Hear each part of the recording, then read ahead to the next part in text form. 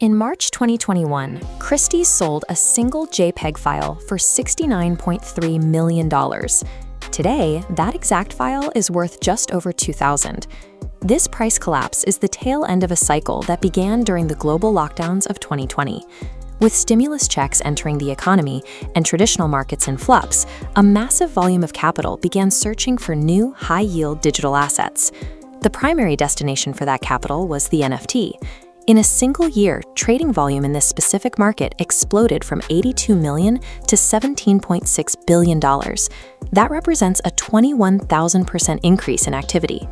This sudden influx of billions of dollars created a market that functioned more like a mirage than a stable economy. It would eventually lead to a massive wipeout of digital holdings. The technology behind this movement actually began 7 years earlier. In 2014, artist Kevin McCoy and tech entrepreneur Anil Dash were at a New York City hackathon looking for a way to give digital artists more control over their own work. Unlike a physical painting, a digital file is designed to be shared.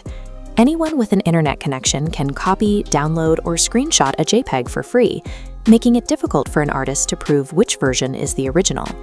Non-fungible tokens were the technical solution. An NFT acts as a digital deed recorded on a public blockchain. While anyone can photograph a house, only the person holding the deed has a verifiable claim of ownership over the property itself. By design, an NFT buyer is purchasing the blockchain-verified receipt.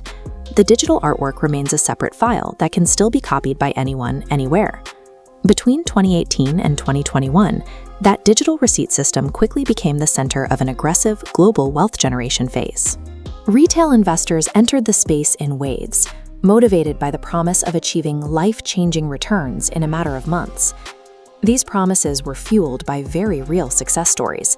An 18-year-old artist designing logos on Discord managed to clear his family's entire mortgage and car debt through a single series of NFT sales. These profits were amplified by the secondary market. Smart contracts allowed artists to program their work so a percentage of every future sale was automatically routed back to their digital wallet. Artist Tyler Hobbs used this mechanic. After his initial sale, the continuous reselling by collectors eventually generated over $9 million in royalties. These stories acted as highly effective marketing, convincing a wider audience that the market was a reliable engine for wealth. This retail interest soon attracted much larger corporate players. Global brands soon moved to capitalize on the attention. Brands like Nike, apparel giant Adidas, and even Charmin toilet paper launched their own NFT collections to capture a share of the high-volume trading.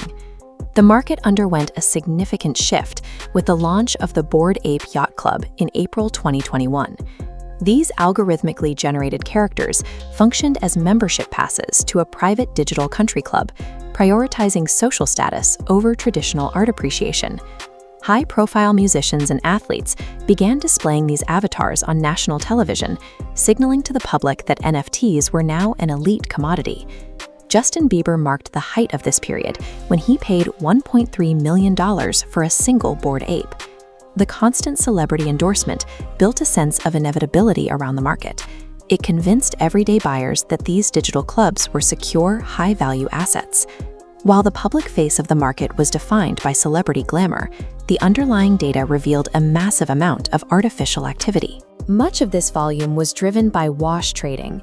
A user creates two digital wallets and sells an NFT to themselves at increasing prices. The public record shows rising demand, though no ownership changes. On LooksRare, wash trading accounted for $18 billion, roughly 95% of reported activity. The reported $17 billion market was largely an illusion created by circular trading and empty hype, rather than genuine human demand. The market reached its breaking point in May of 2022. Daily NFT sales dropped by 92%, and the number of active trading wallets fell from over 100,000 to just 14,000. The perceived value of celebrity-backed assets completely collapsed. Justin Bieber's $1.3 million Bored Ape saw its valuation drop to approximately $12,000 as the pool of buyers vanished. An NFT of Jack Dorsey's first tweet, which originally sold for $2.9 million, was later valued at just $280, a loss of 99.9%. Major institutions began a rapid retreat. Christie's auction house closed its digital arts department, and marketplaces that once processed hundreds of millions in sales shut down, as 96% of all NFT projects became effectively worthless. Severe legal consequences followed for the initial promoters.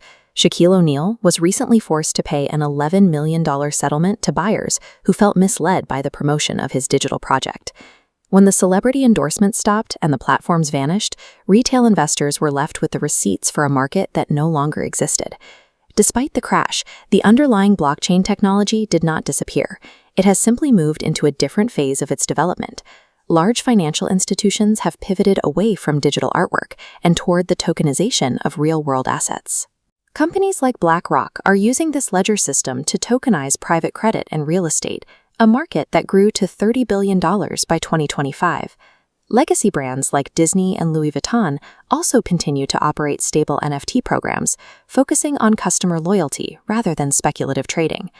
The NFT bubble provides a clear look at the greater fool theory, where prices are driven by the hope that someone else will pay more.